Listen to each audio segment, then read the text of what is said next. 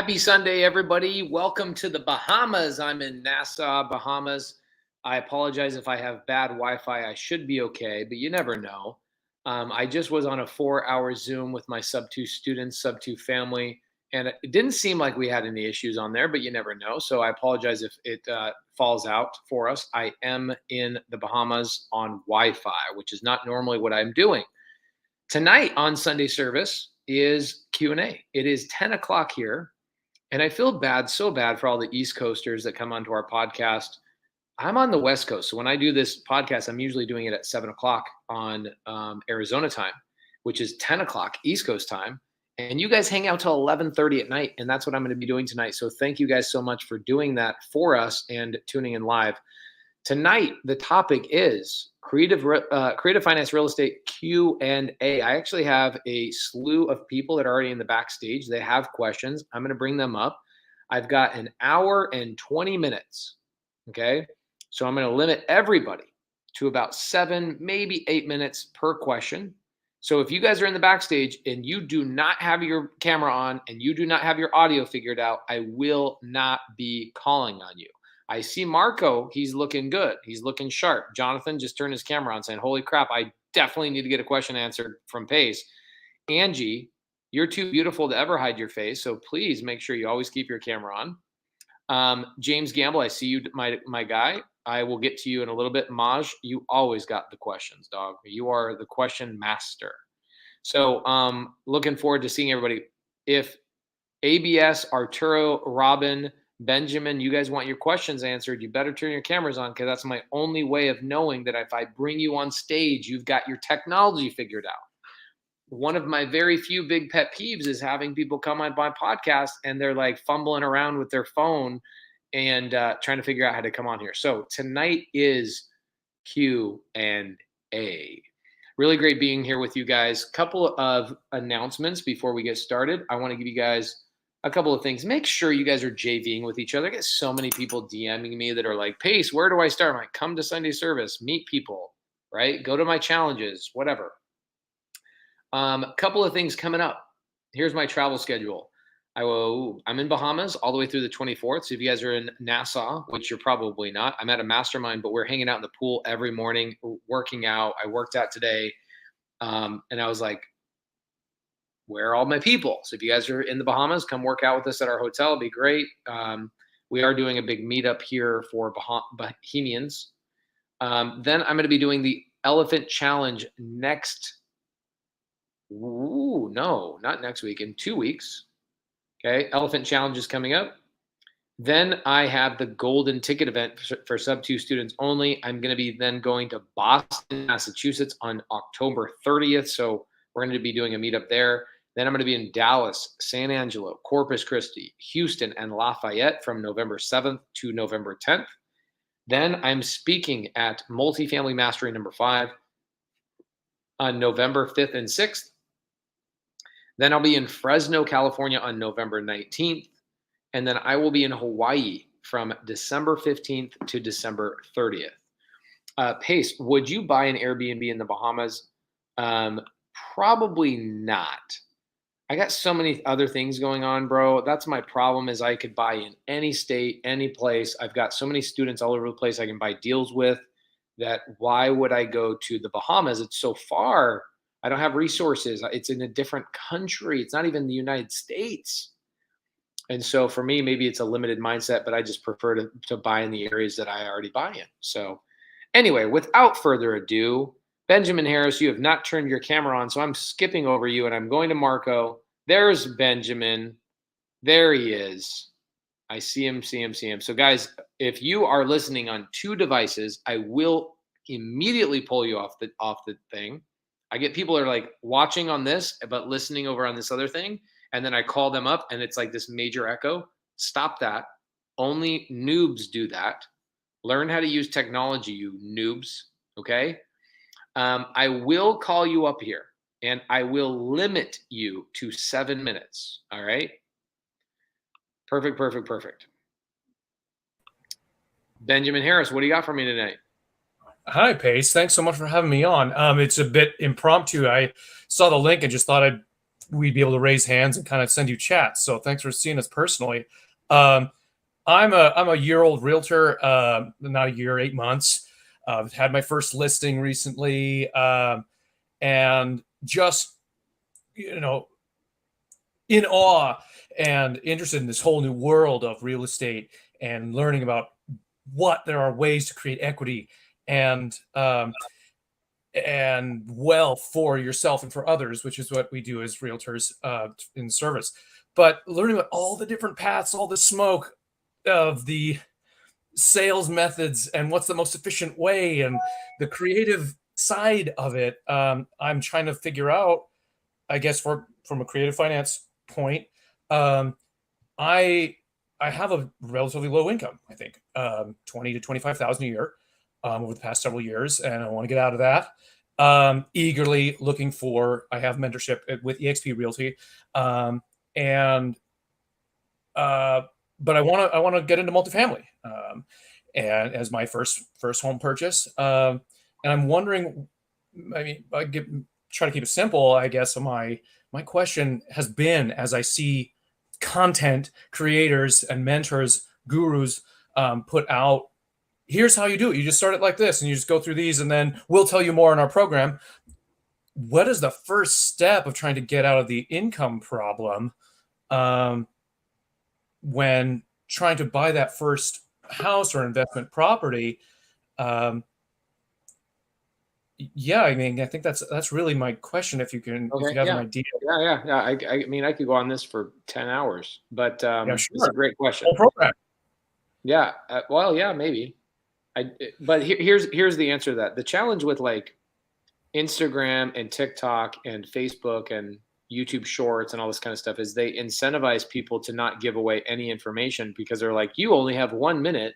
In fact, the current climate of people won't watch anything past 15 seconds anyway. So you as a creator start creating stuff and you're like, fine, if we're going to have a conversation, I got to grab your attention really, really fast and pull you off platform to do whatever, which, it is what it is, but it does kind of suck.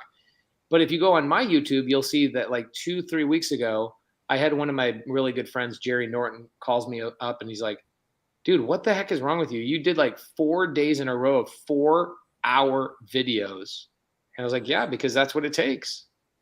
That's what it takes.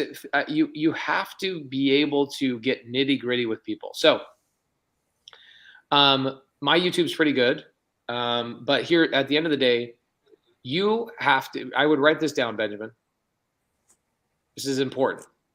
Every single one of you guys, you have to make mistakes every single day. And I'll get really specific with that in a second. What people do, okay, what people typically do is they go and they learn and they learn and they learn and they learn and they learn. And the reason they don't actually take action are a couple of things. Number one, lack of confidence in themselves. Number two, they don't have any actual friends making money in real estate. And so the people you hang out with all day or all week are also people making $20,000 to $30,000 a year. And nothing against people who are making $20,000 to $30,000 a year, but I am going to attack them a little bit. Okay. The people don't understand this, or maybe they do understand it. I'm saying that wrong. People do understand this, I hope. Your bank account is a direct reflection of the value that you provide to the economy. Direct correlation. Okay, so when you're making $20,000 to $30,000 a year, that means you're providing $20,000 to $30,000 of value, and that's it. So I look at a job like what you've got, and you're probably working 30 to 50 hours a week, and I immediately say, well, Benjamin, what mistakes are you purposely trying to make the other 30 hours a week that you should be working? Human beings were not meant to work 40 hours a week. Cavemen didn't work 40 hours a week. People in the Renaissance did not work 40 hours a week. Every single era since the beginning of time, human beings work 80 to 90 hours a week. It's not until like maybe the last 75 years, 100 years that people have slowed down on their work ethic. So my question is, what mistakes is Benjamin making on a daily basis after your 9-to-5 job? Okay. For example, here's a mistake that would actually be helpful for you. I would be calling real estate agents who have listings over 90 days old and asking them if their sellers would be open to a creative finance offer, and getting a no, and then getting another no, and then getting another no, and realize that the only way to make money is to have those no's. Now, here's the problem of why most people don't start that, because that is a very common way to start. Call agents. Houses that are on the market for over 90 days obviously have pain. Days on market are going up higher. So there's obvious opportunity there. And they're plentiful. They're all over the place in every single market. The biggest thing is because, Benjamin, you don't have another friend that you can rely on to help you with that transaction if that agent says yes. So most people's greatest fear is not when an agent says no. It's when the agent or the seller actually says yes, and you go, holy crap. Never thought I'd make it this far. Never thought I'd make it this far, and I don't know what to do. Okay? That's the biggest problem. Your friends are pieces of shit. Nothing that's I'm saying it in a strong way so it will strongly go into your brain. Okay? It doesn't mean your friends outside, like your friends in the normal world are great human beings. Their mother values them, their father values them, you value them, but the workplace does not. Mm-hmm. Okay? If the workplace valued them, then the workplace would pay them more money. Okay? For example, if I left, for example, if you put me in any job, right, as a realtor, as an investor, as a fix and flipper, as a loan officer, as a grocery bagger, as whatever, you put me, my personality, my work ethic in any job, and you put me there for 3 to 6 months, and then I threaten to quit unless somebody gives me a raise, 100% of the people I work for will go, there's no way we're losing this man.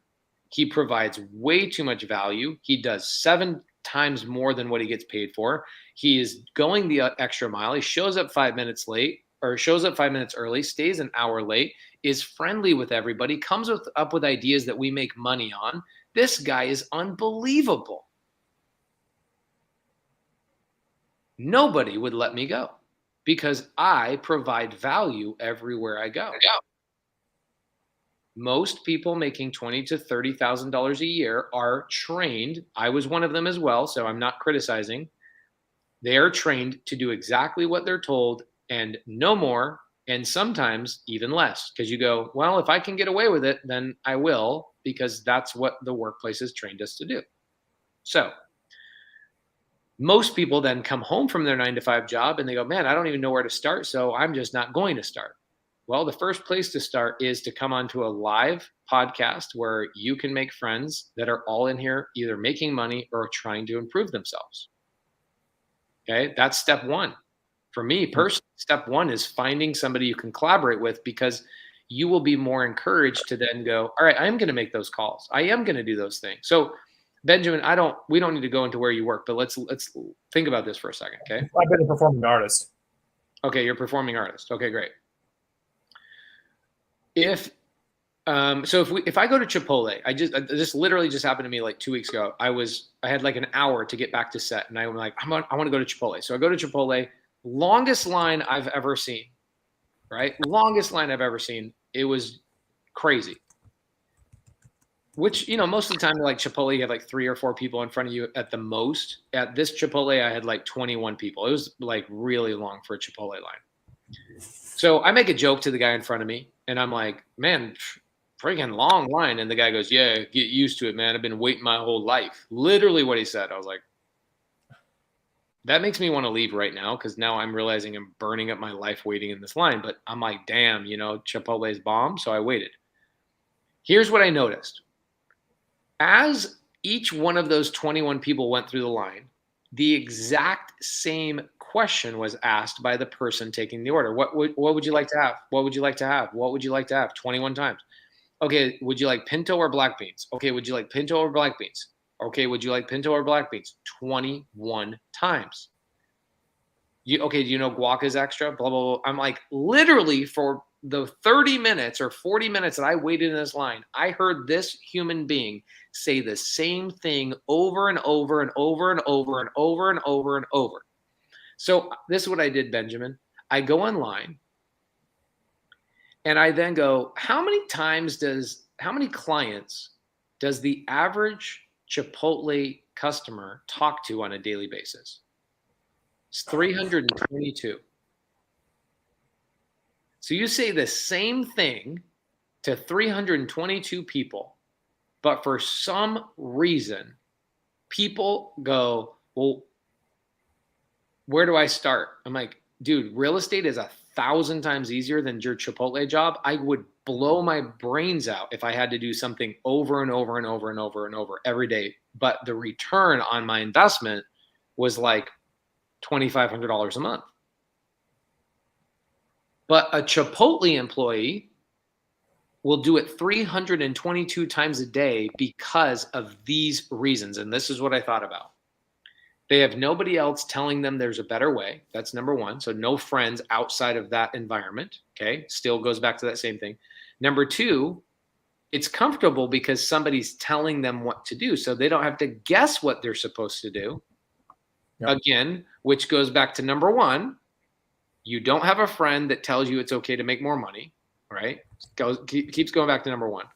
So number two is people are comfortable being told what to do. So they go take jobs that they say the same thing 322 times a day because they're comfortable having somebody tell them what to do. Okay? And the third reason is because their parents and the way they were brought up. Okay, Benjamin, what is the difference between me and you? I make more than 20 grand a day. I make way more than 20 grand a day. Yeah. A day. A day. Not a month, not a week. I make more than that a day. Double, sometimes triple, sometimes more than that in a day.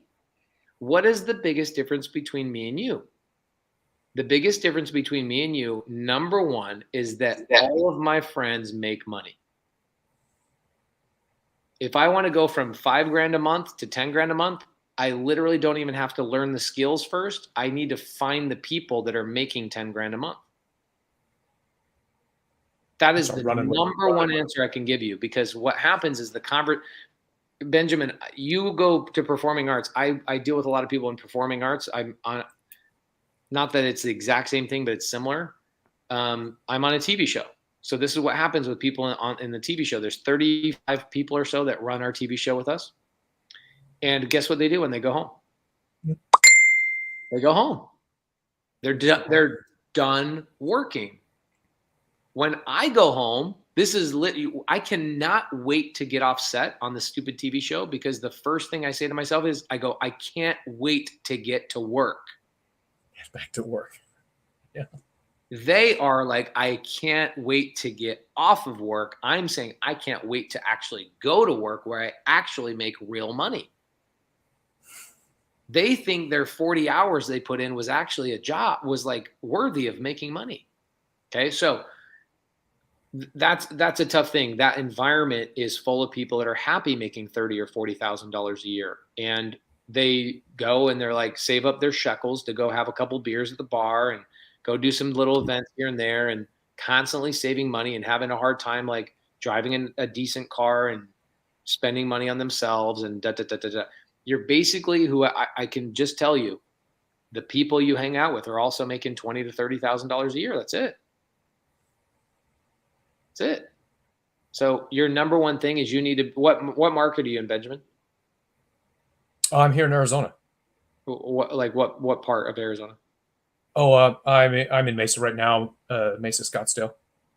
Okay, so Benjamin, I would immediately go to my meetups that I have every single month. I have a meetup at the Keighley office. I have one next week. Okay. And I would walk away from there saying, my job is to make 5 friends. Friends, people that will go have dinner with me or go with me on Saturdays, or people that are running a real estate business that I can go and sit with. Because here's the difference, okay? When I went to a RIA, do you know what a RIA is, Benjamin? No, I don't think I have.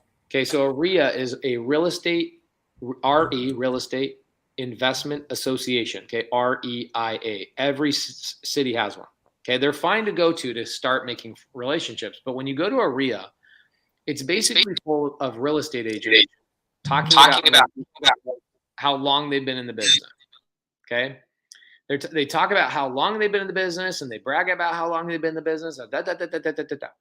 Great. So when I run my own meetup, it's completely different, because the people that come to my meetup are actually doing deals, and their questions and the conversation is not about how long have they been in the business. They say, how can I help you?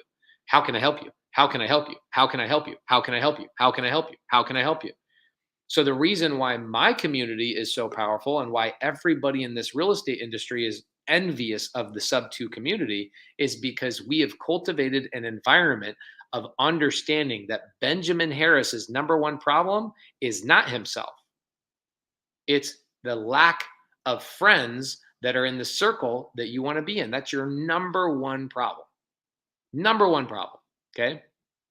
So if you build a community of other people doing deals that want to help other people do deals because they remember what it was like when they had never done a deal, then you can bring a Benjamin Harris into that environment and go, oh, this is great. Now here's the difference. Okay. You go to a RIA, it's people bragging about how long they've been in the business. Who cares about that? You then start going into masterminds and you start spending money, which you're not ready to spend money yet, Benjamin. You're not making enough money to spend money. Okay. But when you start spending money to get into rooms, like this week, I'm in a mastermind that cost me $150,000 this week, just for 1 week. Okay. The first time I spent over 20 grand to join a mastermind was about 3 years ago. The conversations that are being had in these rooms, and they get smaller and smaller and smaller and smaller. The conversations are like, the night before the mastermind starts, I've made my money back, because everybody meets in the hotel lobby and they're like, what are you doing in your business? What are you doing? What are you doing? I'm like, oh, I'm new, or I'm this, or I'm thinking about doing this. Oh, don't do that. I did that, and this happened. And it's all about making money. Then you get to a $20,000 room and the people are like, hey, let's start a business together. And I'm like, I just met you 5 minutes ago. Well, yeah, but isn't that what we're supposed to be doing? Let's make some money together. And before you even leave a 3-day event, you've made 100 grand, 200 grand. My first big mastermind, the night before the mastermind started, we went to dinner, and there was a bunch of guys that I'd never met before, but you're in a mastermind, and a mastermind is nothing more. Think about this, Benjamin. A mastermind, a mentorship, a meetup are nothing but a filtering mechanism to bring in higher and higher and higher quality people that want one single objective that you want. So the higher you go, the more specific that gets. And in the meetup, like I do next week, it's completely free. It's a lot of my people that are in my community. The conversations are different, and they elevate and they elevate. But this one I went to, this is years and years ago. We go to dinner the night before, and these guys are having conversations about, oh yeah, I opened up my 300th restaurant last week, and we're looking to raise $320 million and blah, blah, blah, blah, blah, blah, blah. I'm like, I am not worthy of this conversation. You need to be in a room, Benjamin, that you feel unworthy of the conversation. Your biggest problem is that your friends are amazing human beings, but they will never help you pay a bill. And in fact, the performing arts group of people typically are liberals. Nothing against liberals, except they typically are anti making money. And they think that everybody is a whatever. Like, so here's what's funny. In year 1 of the TV show, none of the people on my crew were making money and doing deals in real estate. At the beginning of season 2, what I told everybody, This was 10 months ago. I told everybody on our crew, I said, I will not tolerate hanging out with people that do not own real estate. Either you will own real estate by the end of the year by my help and by my wife's help and by Jamil's help, or you can go work on a different TV show. You need to be around people, Benjamin, that make you feel uncomfortable with your lack of success, but it's because they want more for you. Your friends in the performing arts, they're not calling you after you get home from work and going, yo, dude, let's go make some money. Right? So do we know what your number one problem is? I can kind of think of. She's another realtor as well, but yeah, not in general. But you two together, right? You need at least 5 people around you that are making money. So what I would do is, Jamil sent me a text. It's the meetup we're doing is actually next week. Let's see. You're in Phoenix. Mm-hmm. Let me call Jamil real fast. It's 10:30 here, so he's probably, I don't know what he's doing. He's probably.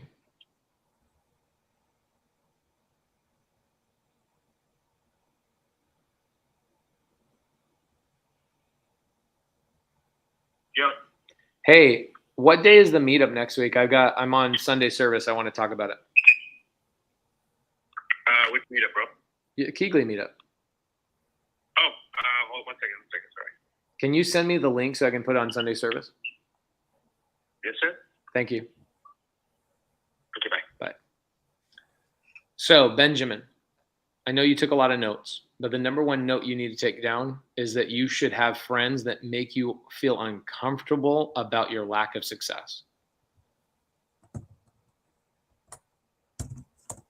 And you should constantly put yourself in rooms that you are the smallest person in that room, because it is impossible for you not to become somebody different. Now, I had this weird thought today, okay? And this is, I promise everybody a 7-minute answer. And I'm here. Is this helpful for everybody, by the way? Hopefully this is helpful for you guys, okay? It's a constant game of leveling up. So Benjamin, I imagine you also play video games, which is okay. Do you play video games? Okay, cool. So, but I used to play a lot of video games. I love video games. So I'm not criticizing video games, but I love like analogies with video games. But at the very beginning of a video game, you choose your own avatar, right? And you choose your clothes, you change things about you, whether it's World of Warcraft or, Grand Theft Auto or whatever it is that you're playing. It could be Halo, could be whatever. But you create your own avatar, right? You're so specific about what you want to be and what color you have, the color of your hair, all that kind of stuff. My question to myself this morning was, if I look at the way I currently dress, the way I currently look, the length of my beard, the watch I wear, the car I drive, is that the exact avatar that I would design for myself if my buttons in my video game would allow me to choose anything? So you have to ask yourself this question. Benjamin, let's say you're worth $10 million. Are you going to wear the same green shirt? Are you going to have the same length of beard? Are you going to have the same haircut? Are you going to have the same way of speaking? For me, I actually wrote down 3 or 4 things I need to change about my appearance, because I was like, that's not the avatar that I would choose. And I have to remind you, as much as I have to remind myself, that life is a video game and the controls are right here in your brain. You can control everything. So what do you need to change about yourself to be more appealing to other people, be more charismatic? I got to learn those things. These are like skills I got to go obtain. And that's just like what you got to do in a video game. You got to go and obtain skills through being in challenging situations and adapt those merits, if that makes sense. So those are your 2 biggest problems, because you've been a realtor for 2 years, roughly. And EXP, you have mentoring with EXP, but what the hell does that do with a lack of community? It does nothing. You need less information. You need more implementation.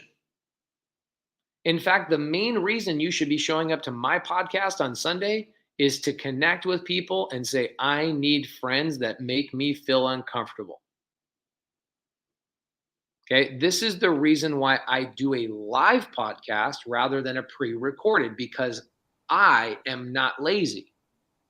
And I know that creating live community where my students can come in and love on each other and love on non-students creates an environment where people are doing deals and making money.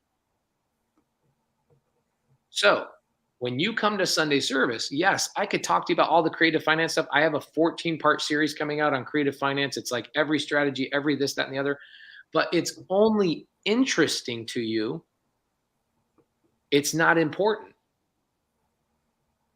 because there's nothing for you to apply it to, because you don't have friends that you're running like a gang of wolves and going and finding deals. You know, we got the most cutthroat, unbelievable people in Arizona. There's no reason you shouldn't be in a gang of wolves of people that want to make you feel uncomfortable.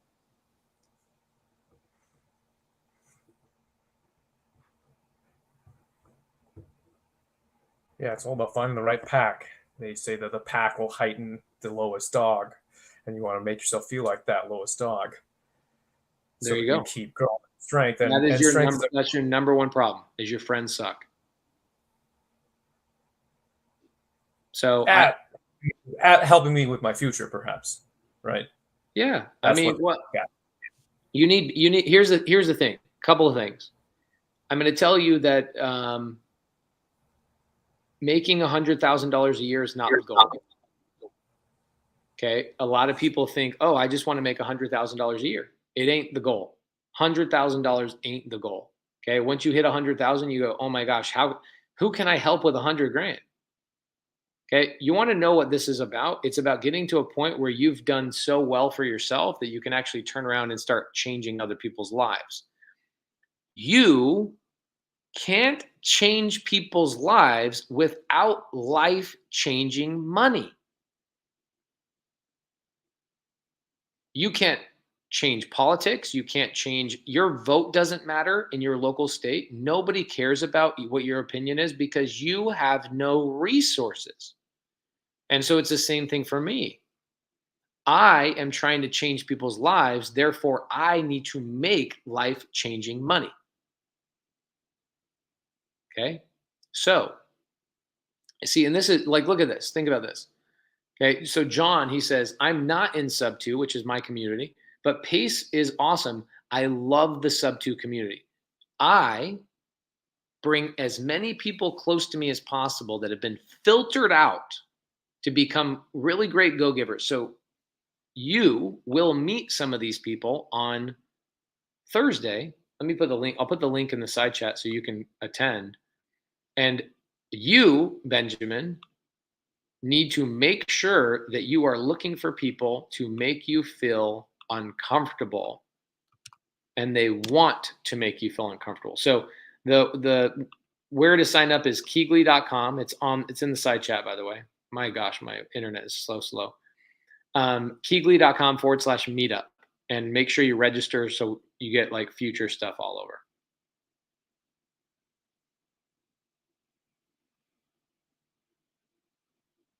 Okay.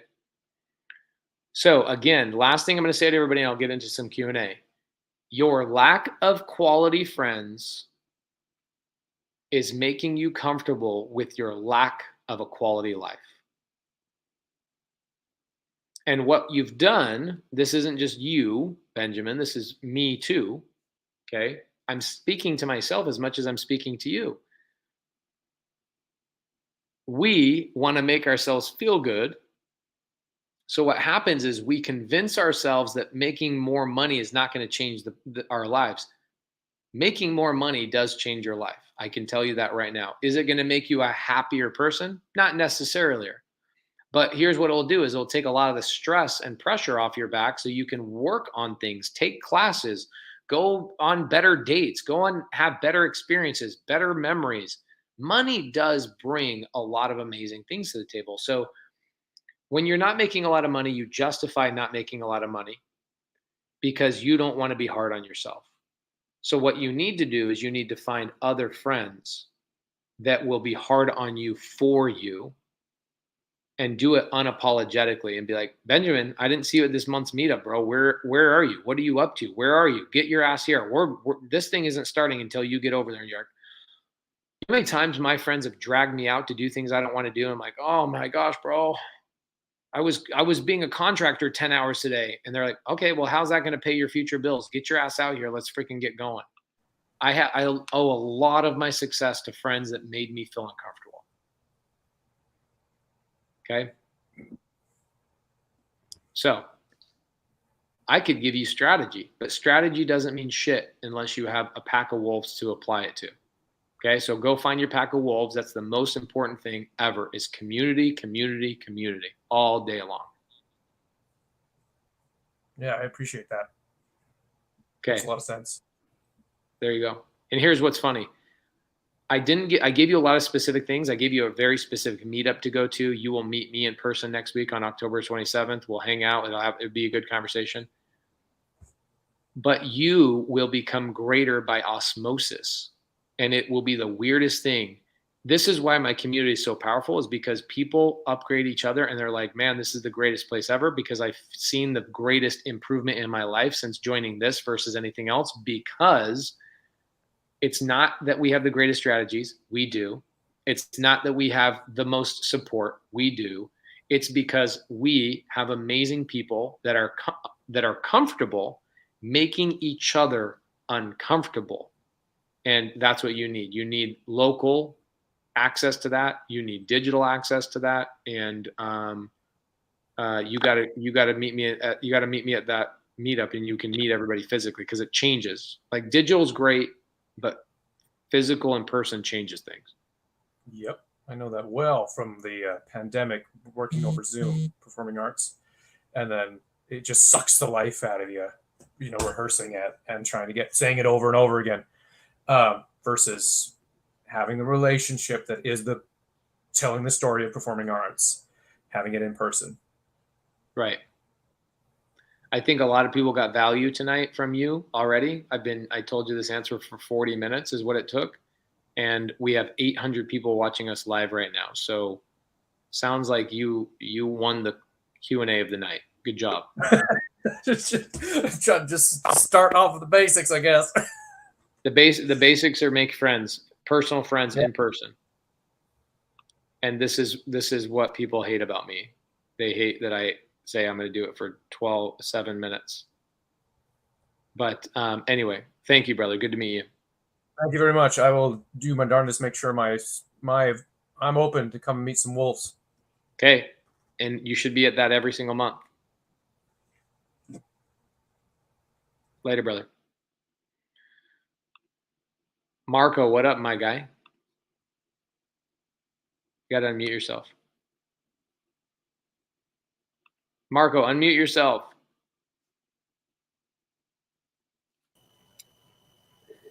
What's going on? I didn't even all know I over was again muted. now. Sorry. Hey, every minute's worth 100,000 with this guy. So, that's 400, 4 million? Right there with the 40 minutes. Hi. So I have a question, Pace. Yeah. And the reason I have this question is because the deal that I originally have now it's rolling into another deal that's happening. And I wanted to kind of pick your brain. Okay. So I have a B&B that we're trying to not make a regular B&B. It's going to be an all-inclusive type of B&B situation. It's a property sitting on 12 acres of land, including the 1 acre the property's on. And it's agriculture, 11 acres, and then 1 acre is residential. And they were doing it for like tax reasons. So anyways, we took the B&B's already taken over, so it's almost completely finished. We're gonna probably put it up for B&B soon. It has 4 RV hookups to the left of it that we're also gonna net on, and so we're gonna be buying those soon. but we're trying to turn that agriculture land into commercial if possible, right? And so this is in a city where a lot of stuff doesn't happen or goes on. So maybe they'll be lenient, but I know that that takes time. I mean, I've had a buddy tell me it can take maybe a year and a half, 2 years, right? The thing is I don't know if I want to go that route, and me and Mama do are working on this deal together, um, because there's not a lot of comps to go off on. Now there is one situation in Texas that did this. They made an all-inclusive B&B on Big Acre. What they did is they created a man-made lagoon with canoe rides and water slides, and it's just like a family retreat type of thing. And I was going to do this for like here. The plan is to get church like for men's retreat, women's retreat, family reunion retreats. Go to this all-inclusive like B&B camping park where they do everything there. The one in Texas is running like 1,600 a night, right? So this has that potential. But the thing is, how do I comp it not just based off one situation, but there's nothing like this in Florida because it's in Florida. I'm running into that similar situation with, so Jerry Norton wants me to jump on a deal with him for a B&B in Puerto Rico. And there's no such things as comping properly in Puerto Rico. There's, you just got to go off base like knowledge, knowing the area, know what's happening. And so he's bringing me in because I know the area well. I told him that B&B is 100% occupancy if you get that. It's a long-term rental, the guy that has it. But Jerry Norton's trying to take it over, do B&B, Miami style, rooftop pool and stuff. And I told him that this location would easily do 250 a night. He's going for 100, and I was like, that would do 250 a night. So I have those two things are similar situations. There's nothing to really go off of. So what would you do in that situation if you wanted to? Okay, so there's two ways to comp a property. Okay. Well, there's three ways to comp a property. Let's do this. Okay. Three ways. Everybody write these down. There's three ways to comp a property. Comping a property, way number one, the preferred method, is call a buyer and say, buyer, what would you pay for this property? And never open a comping tool ever. Just talk to a buyer. Most of you guys won't do that. Okay. Kathleen Elwood says, when is the Arizona meetup? I gave you guys the link. It's keegley.com/meetup. Okay. It is November 27th. Sam Singh says, I think that's the same day as the State of the Union. I believe State of the Union is October 28th. Let's just double check. Yeah, October 28th. The Keegley meetup is October 27th. I'm a busy guy. Busy guy. Okay, so comping a property, number one, is calling a buyer and saying, what would you pay for this? Okay, most people don't do that because they don't think to do it, or they think the buyer's going to go around them. The second way to comp a property is the way that we've all been taught, which is open up Privy or open up this, open up the MLS, comp the property, comparing them to other recently sold. And the third way of comping a property is the way that you have to be comping this property, which is the income approach, which means you have to base everything off of the income of the property, and you don't think about anything else, because what does the income of a property produce for you? It produces a cash on cash return measurement. And if you understand your cash on cash return measurement, then you don't need to worry about the value of the property. You need to worry about the cash on cash return. So you have to understand the income approach. What does the property bring in? And you don't worry about anything else. I do this all the time on Airbnbs. People go, oh, well, there's not an Airbnb anywhere near it. I'm like, okay, but I know what this will rent for. And even if it's off 20%, it will still do this. And if I'm off below, I'm 20% better. If I'm off 20% high, I can't lose. Income approach. I did a whole video with Jerry Norton 4 days ago. And we talked about that Puerto Rico hotel that he's turning into an Airbnb. He's talking about, he's doing it with an executory contract. Okay. The way that they're structuring the deal is an executory contract. And I walked him through, and he's like, what do you think I should do here? And he's structured he structured a great deal. It's all creative finance, which is awesome, but there are no comps. And so what did he do? He based it on the income approach based on a very, very horrible conservative income approach. So he said, worst case scenario, if I'm at $100 a night, which is no way it's going to be $100 a night, I will win. Right. And so that's what he did. Right. Income approach, income approach. Is that your wonderful wife zooming in on you, by the way?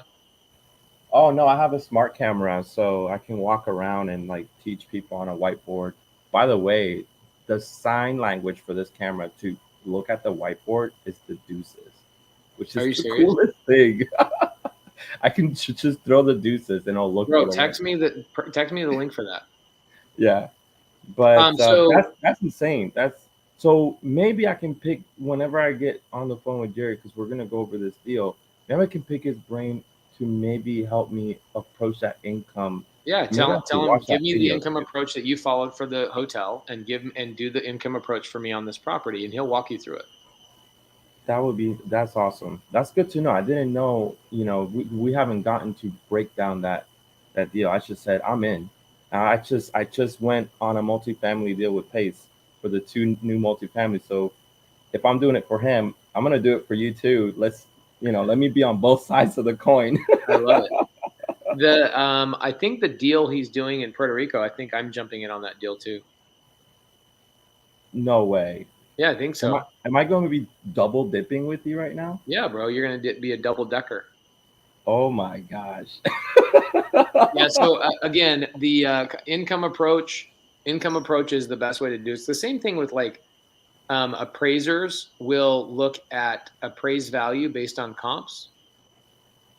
And then the other thing appraisers will do is they'll do replacement costs. So they'll look at a house and go, man, there's no comps anywhere near here. So what do? They go to replacement cost as a fail-safe. So it's the same thing with buying and holding, is that you do the income approach, which is a fail-safe.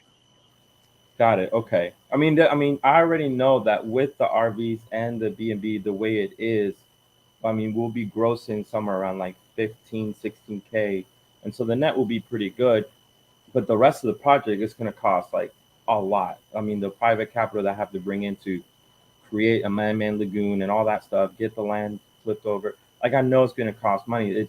What I wanted to know, would it, how, approaching the income approach now makes sense, because then I would know, okay, we actually could do this, because if we focus on it this way, then it will let us know whether we can or not. Everything it would has be worth to. You it have to go to. down that rabbit hole. You have to answer me. Let's say that you guys go underwrite this. You have to tell me, what is my cash on cash return? Okay. And if you don't know the answer to your cash on cash return, then you won't be able to do that. Got you. Okay. So that literally is the key. Okay. Yeah. I can find that. Okay. Now I know That's what the to key. do. Cash on cash return when you can. Now here's the thing. If you're going to wholesale that deal, which you obviously could too, you still have to have the cash on cash return to tell a future buyer, hey, we're going to assign this to you. This is what the cash on cash return would be. Boom, boom, boom, boom, boom, boom. Here's what you would make if you invested in this deal or you bought this deal from us. Da, da, da, da. You can't even wholesale that deal without knowing the cash on cash return. Right. Okay. Makes sense. So that's where you would go. Awesome. Thank you for answering Text me that. the link to that camera, you handsome man. I sure will. Okay, later, brother. All right, I've got Angie. Angie, hi. Hi there. How you are you? doing? Good. Look at Dom back there, just looking like a big tall glass of Dom Perignon. I'm the party size one, the small glass, the slider size. Good to see you. Good to see you, Pace. So I guess first off, I want to say thank you again for the Elephant Challenge, and everybody on here. If you're not on the Elephant Challenge, you need to get on it, because it's changed everything for us. Everybody, even the Yeah. elephants. Yeah, it's super helpful. I haven't been talking about it a lot, but I need to right now. Let me pull up the link for it so people can join it. How much did you pay for the Elephant Challenge? $0. Nada. Come on. Didn't I try and sell you some shit? Nope. I have to mow your lawn. It's a pretty big lawn, so. You're welcome. Chuck says, "What? Explain the elephant challenge." How about this, Chuck? Go on my YouTube channel, type in Pace Morby Elephant Challenge, and you can watch like some previous recordings. It's a free challenge that teaches people how to go out and get cash deals, and we give you guys all sorts of really cool things. So what is the elephant challenge? Is it keeps popping up? It's a free challenge that you guys can join, where my students will help you guys out, and we teach you guys how to comp. We teach you guys how to use very basic tools to go out and find deals and bring them to the students so you have support. So here is the link for next week's elephant challenge. Boom, it's in the side chat. It's a Zoom where you have to register for it. On with a baby elephant yesterday for Oh, yeah? Indianapolis, right? Or Indiana. I love the nail color choice, by the way. Oh, thank you. Show them to me. I love them. Yeah, you should have seen him when at the mastermind. I had him with the peace sign on it. It was really cool. Why didn't you show that to me? I don't know, because we were busy the whole time talking to everybody. Yeah. So what do you got for me? So I don't think you do this, but I thought, hey, I'll come on here and maybe somebody on here would be interested. I have a deal.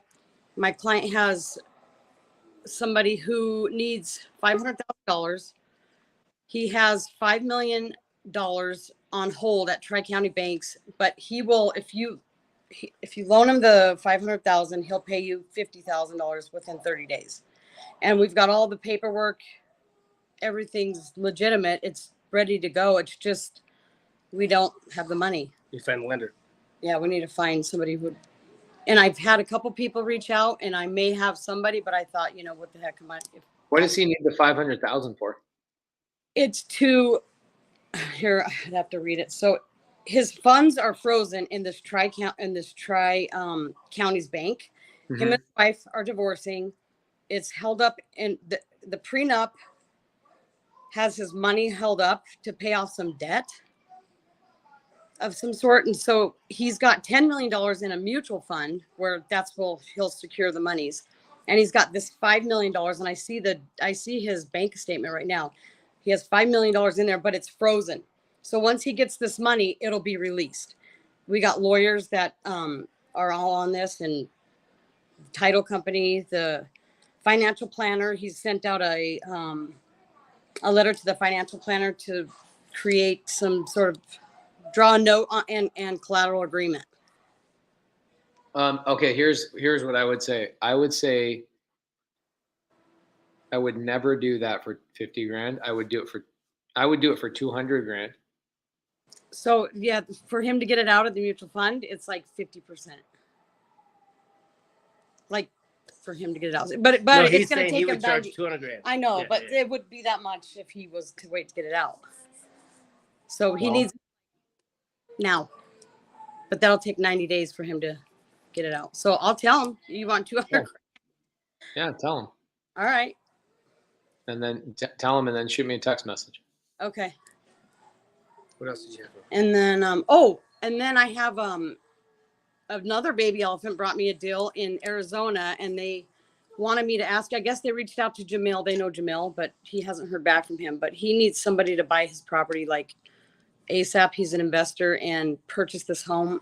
He has 3 liens on it, 1 hard money loan, and 2, he said, equity line of credits. He's over budget. No, he said he still will make money even if he sells it for $525,000. Me and Jamil can look at it tonight. I'm gonna go hang out with him in 30 minutes. Okay, I'll text it to you. Yeah, text me. Okay. Perfect. Thank you. Hey, Dom, What's up? did you tell your wife she's a babe today? I do every day, but thank you. Yeah, we have Thank to do you. that, right? Angie, did you tell your husband how buff he is today? Yes. You're so I need to buff. get in the gym, man. You know what, gym? Bro, Brain gym. This is all we do. This is our life. you look so good, dog. Every time I see you, I'm like, this freaking guy. I'm trying to Good be to like. see you guys. And we're going to sign up for EXP with Laura. Please do. I'm gonna start doing a lot more training over there. Yeah. Okay. we're Yeah. doing Because I was like, yeah, I'm gonna do it. So tomorrow we're doing it. Love it. Come on over. Come hang out with us. Yes. Cool. Good to see you guys. You Yeah, good too. to see you. Shout out to Ray Vera, man. He wanted me to give a shout out. He does a lot of work with us. He's here in the Denver market, does all the fix and flips, and he's got his contracting company. But he's a hustler, man, and he's a leader in the Elephant Challenge as well. He's a good resource to us, so I just wanted to give him that shout out. Thank you, brother. Thank you. Thanks. What's up, Mosh? Hey, Pace, how's it going? Don't tell me you have a question for me. Oh, you know I got a question. I know. It's not What gonna do be you a got for me? without a question from me. You have some of the best questions, bro. Thank you. I appreciate that. Appreciate it. But yeah, I guess I'll just jump into it. So we're looking to buy our first creative deal, and this one we ran the numbers with Airbnb. We're used to doing Airbnbs, but the numbers are really tight. It's actually negative. So the numbers do work with a lease option, and we're looking to do a lease option instead of the wrap because we want to have control over the asset and not just hold a note. And just wanted to get your kind of opinion on that, just given what I just mentioned. If it pencils on a lease option, I would much rather personally, somebody's going to hear my advice and they're not going to like it because they're going to be like, whoa, I'm giving you what I would do as Pace in my current situation. I would do a lease option if it pencils. I would not do a wrap. I don't like wraps in my current phase of my business. I used to love doing wraps, and I will still do probably 6 to 12 of them per year. But I don't do wraps anymore because of what you just talked about, is that I'm in the business to own real estate. I'm not in the business to own notes. Mm-hmm. Notes is a young man that is just starting out game or an old man game that wants to get out. Okay. Okay. Why do people like notes? Well, because they're great. They're awesome. They solve a lot of problems. But at the end of the day, it's temporary cash flow. It's not permanent cash flow. So with lease options, what I like about them is I still hold the note. And the likelihood of a lease option tenant ever executing on an option is like 20%. It's less than 20%. It's very rare for that to happen. Okay. And even still with the current market, I've been seeing a lot of FUD with people saying that rents are going to start going down. Would it still make sense? Because there's the option, the point where we want to increase rents about $200 to $300. Right now, the rent's $2,600. We want to increase it $2,900. And I've been seeing comps supporting that. But just given the current environment, do you think a lease option would still make sense? And just saying like, all right, we want 12% down at a $550K purchase price. I'm just thinking if that's realistic. I guess it just depends on the market. Okay, so I'm going to pull something up for you just real quick. And I've shown this before. It's one of my favorite things to show. The historic rent, average rent image. Maybe you've seen this before. Maybe. I'm sure you have. You've been on a lot of my lives. Okay. Yeah.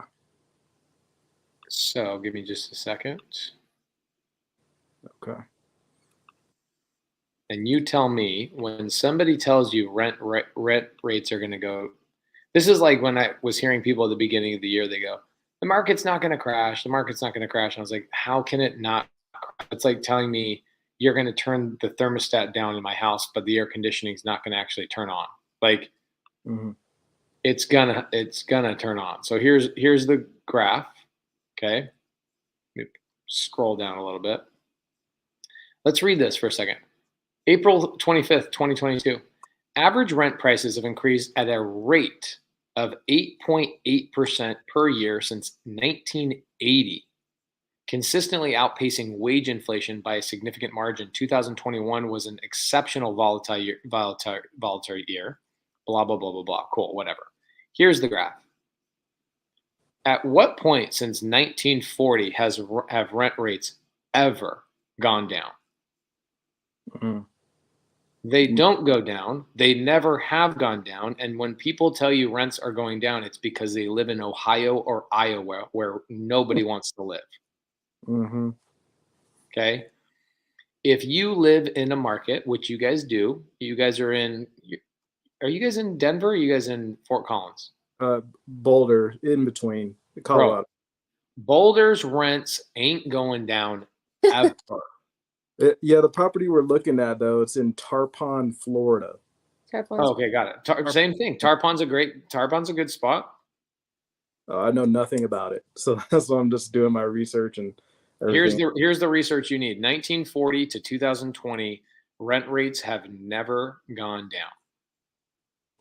Oh, okay. That's awesome. How do you find this type of information? Because I've been I look at like betterplaces.net and stuff like that. Mm-hmm. And then the Census Bureau, I think you pulled it up before. I have a lot of data. So this one's free, but I have a lot of data like Black Knight and CoreLogic and other things like that. We spend like $3,000 a month on software that gives us data and analytics. If you look at rent rates, you will never see a rate decrease. Now in 2008, okay, 2008 to 2009, there was a compression of rent rates because rent rates had gone up so astronomically high in 2006 and 7 that what happens, they settled down, and you can see it. Okay, it went so crazy and then it kind of settled down. Okay, and then right here from like 2020 to here, the date, they don't have the data on here, but I have another graph that I don't have the login for this laptop. This laptop is my travel laptop. It's always in my backpack. I never like use it for anything other than travel. This, I can pull up the data and it will show you that the rents have like gone astronomical. So we'll have the same thing as what we had in 2008, where they were like going straight up in 2021 and 2022, and that now they're going to flatline to a certain degree for probably, they would normally, this is my point, they would normally flatline, but guess what's going to happen? Go back up. They're going to continue to go up, and the reason being is because inflation. The inflation report just came out last week, and we're still in the 8% after they've raised the interest rates 2 different times. It's physically impossible for rent rates to go down when your inflation rate is 8%. So you've got milk, eggs, Big Macs, gas, cars, condoms, whatever it is that you guys are out there buying over there in Boulder, Colorado area. Okay. Everything is going up in like crazy, absolutely crazy. Like I bought a bottle of water today and I was like, this bottle of water is $3 and it's like cheap. Everything's going up. How can everything on the planet go up in price, but rents go down? Right. Whoever told you that does not own rental real estate, and if they do, they must have something they're trying to sell you. And do you feel like I feel like Florida is going to be the last place to do this, but I know like California's restricting landlords from increasing their rents and stuff like that.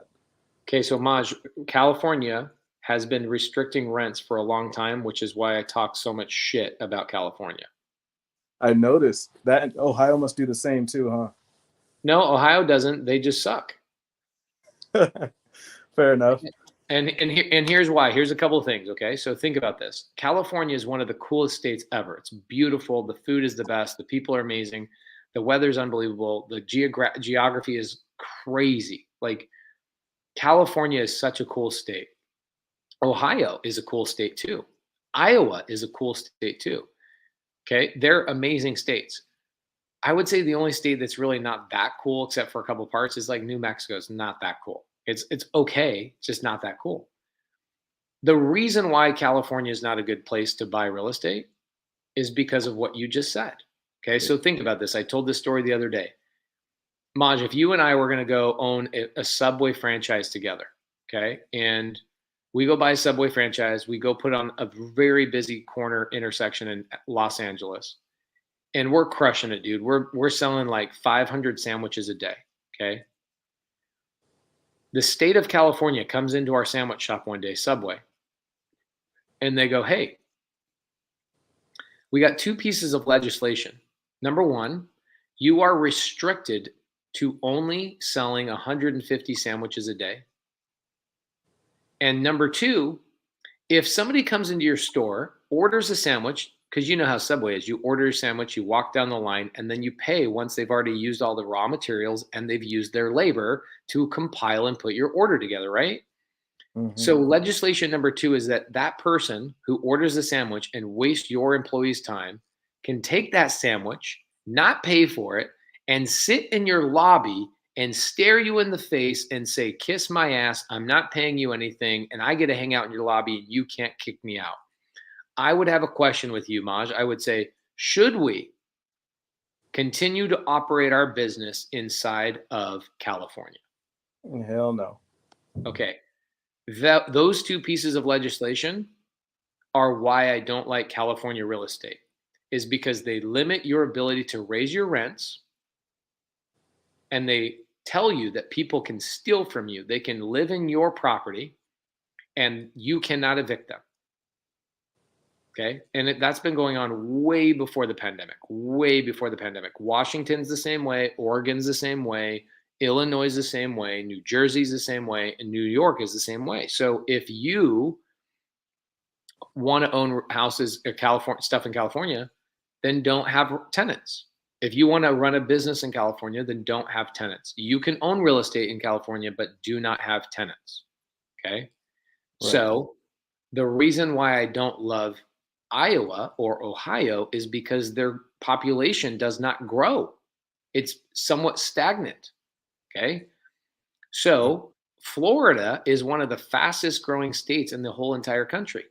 So not only are your interest rate, or not only are your rent rates never going to go down, they're continually going up. Florida, North Carolina, South Carolina, Texas, Georgia, Arizona, Nevada, those cities, Utah, Idaho, those states blowing up. So you're buying a rental in California. I'm sorry, you're buying a rental in Florida. Maj, did you watch the Zoom where I showed people how to go pull up the average growth rate in a market? Yes, that was with you look for 0.8% in the market. 0.8% minimum. That's the minimum base model. And I can tell you Florida as a total is probably growing 15%, something crazy. Okay. It's double the minimum. So what's happening is you want to own, okay? Again, I don't hate Iowa and I don't hate California. I love those states. It's just I don't want to own real estate in cheap states. Like here's the other side of it. Okay, Iowa, people are like, oh, Iowa's cheap. Well, yeah, so is rummaging through the garbage can for a used taco, but I ain't doing that shit. Yeah, me neither. Okay, I'm not doing what's cheap. I'm doing what's effective, and I'm not going to go invest my money in a market that's not going to grow. I want to raise my rent every 24 months. Okay. If you are not in a market that is growing 0.8% or larger, you will not be able to raise your rent every 24 months. Okay. That is why I don't like Iowa. And people are like, oh, Iowa's great for me. I'm like, okay, I didn't say it's horrible. I'm just saying for my investment strategy, I, Pace, am not wasting my time in a market that is cool. I'm spending my time and energy in a market that's growing because I want rent increases and I want property value increases. I want cash flow and I want appreciation. Okay. Yeah, that's awesome. I appreciate you sharing that info with us. And shout out to you, Pace, for this amazing community. This has really changed both myself and Anna's lives since we joined in December of last year. And we've been joining the Elephant Challenge, and shout out to Angie and Dominic. We're buying in Colorado. They're amazing. And we're also doing the Elephant Challenge in Florida with Chris James, Colin, and Jesse as well. So I love Chris. Yeah, they're doing amazing things. But I appreciate you taking my answers or answering my question here. And I'm taking your advice too, and being less of an asshole and taking more action. I never really meant for. Here's what I felt bad about that story I was telling about my getting into real estate. You were on that YouTube live that I was doing, and I saw you on there. I go, I know he is going to think I'm talking about him, even though I'm not. Hey, either way, it made me take more action. So thank you. Good, good. And why can't we get your wife to say anything awesome? She's right here. He's taking the mic. I'm just over here like listening. No, but seriously though, we're incredibly grateful and just excited because we have so many just opportunity that we've never seen before, and just the exponential growth that we've seen in ourselves, and just by connecting with other people in the community has just been just mind blowing. And so we're always grateful to you. And man, Yep. it's You have no kind of idea, funny. Pace. We paid like $35K, got into personal debt before this mentorship or community rather. And there's no engagement on the Facebook. There is no like talking like how we're doing, and just like no really dynamic. There's no connectivity. It's like what I was talking to Benjamin Harris at the very beginning, where were you guys on here when I was talking to Benjamin? Yeah. Mhm. And it's like you can tell the people that are not students because they're like kind of flat. It's like they have no friends, they have no connectivity, or they're newer students and they haven't made the connections quite yet, right? And they think like they're joining they think, oh, I'm joining a mentorship that's going to give me videos that's going to solve all my problems. It's Right. like, yo, dude, that ain't it. Like you need a leader that's going to create and cultivate a good culture, but you more than anything need a culture around a community of people that are like you can connect with and have conversations with, and people that really really want to help you out, right? So you guys are doing a great job. Maj, I love seeing you. Like your questions are always great, and that's why I felt bad bringing up the ask hole thing.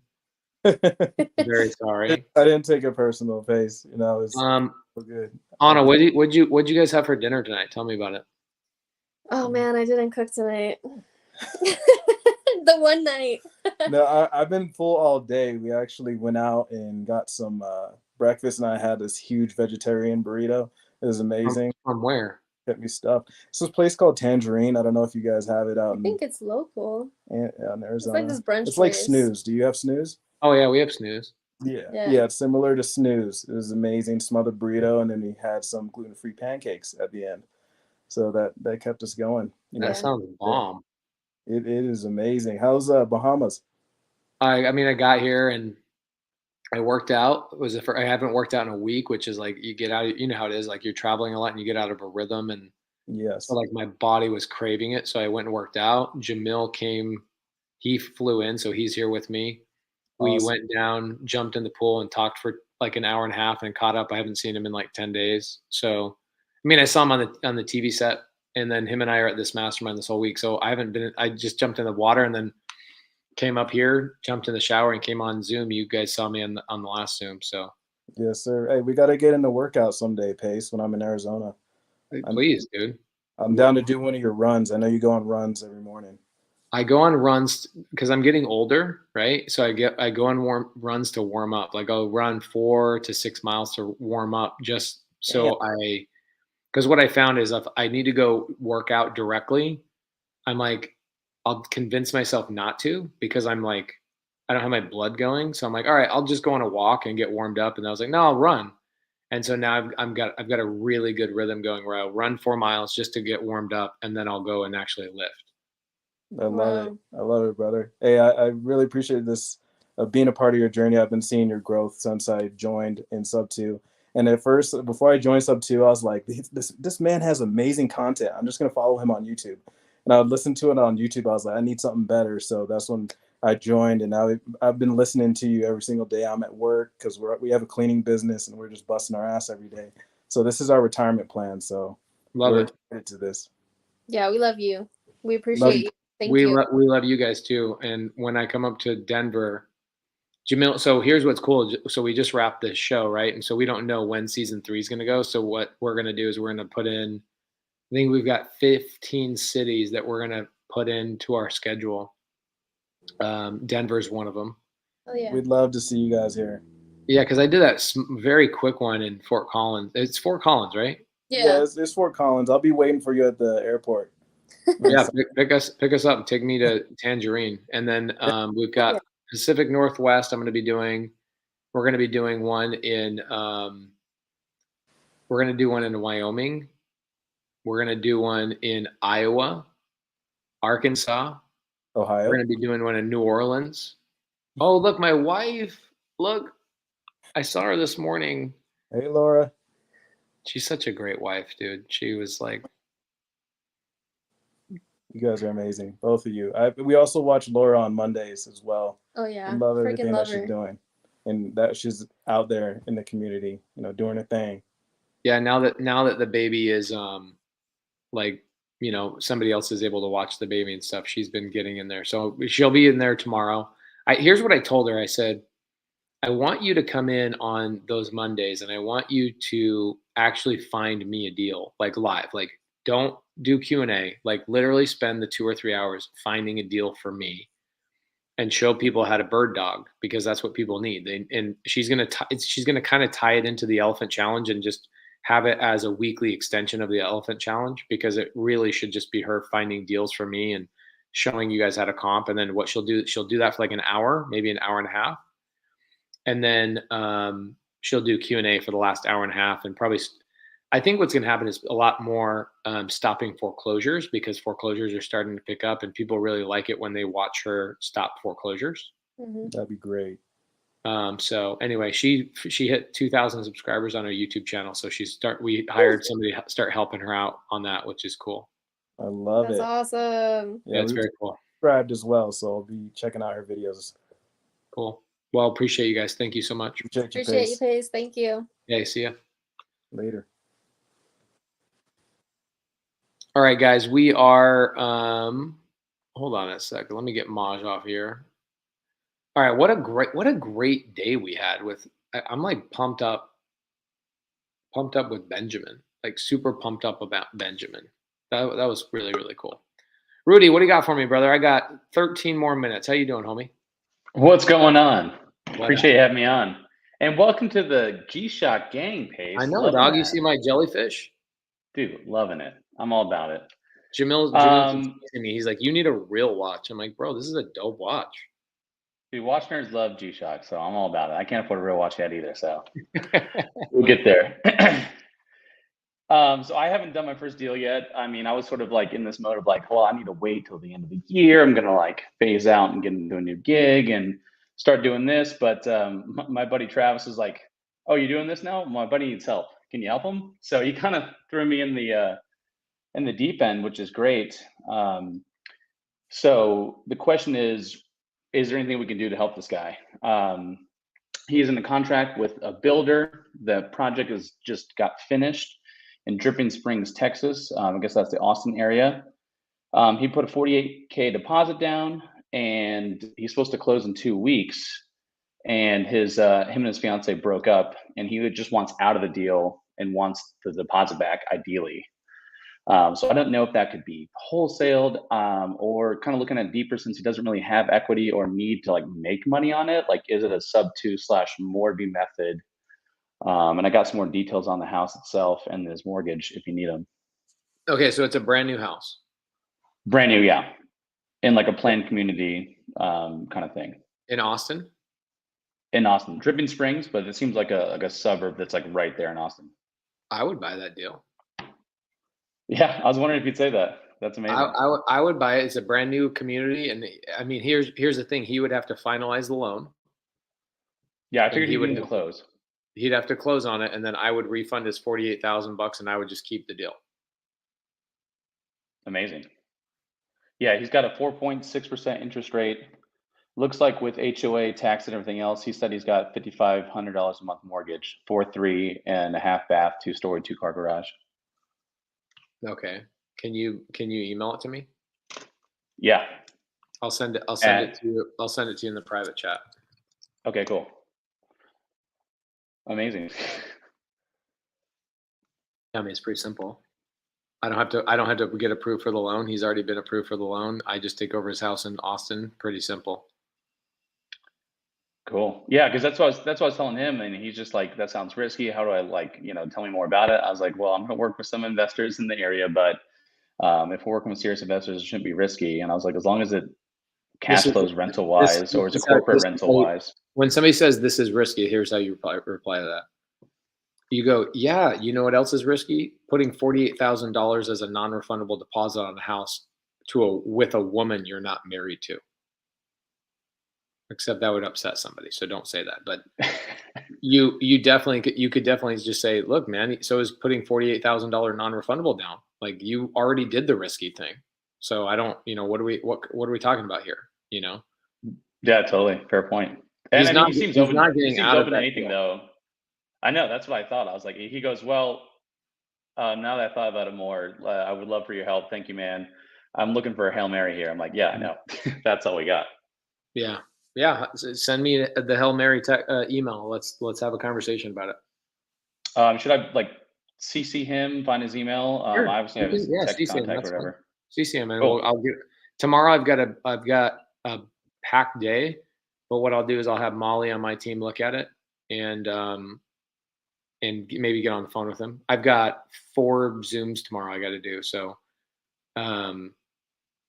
Molly or my wife will take a look at the deal. Okay, and you said you'll send your email. Yeah, oh, cool. I see it right here. Yeah, Yep. you got it. Pace, that's amazing. Thank you. Your inspiration, and I love the content. So Thank you, brother. Appreciate it. cheers. All right, guys. It's 11:30 here. I got to get on an early Zoom, so I'm going to wrap up Sunday service, and I'm going to FaceTime my wife. I haven't talked to her today, so love you guys. Appreciate you guys. Sub 2 students, I'll be releasing our schedule for the upcoming week for everybody. And one last time, I'm dropping the Elephant Challenge link in the side chat. I will see you guys on the Elephant Challenge. If you don't know what the Elephant Challenge is, then go on my YouTube channel and type in Pace Morby Elephant Challenge, and you'll learn it. We stream it live on YouTube too. Appreciate you guys, and we'll see you guys later.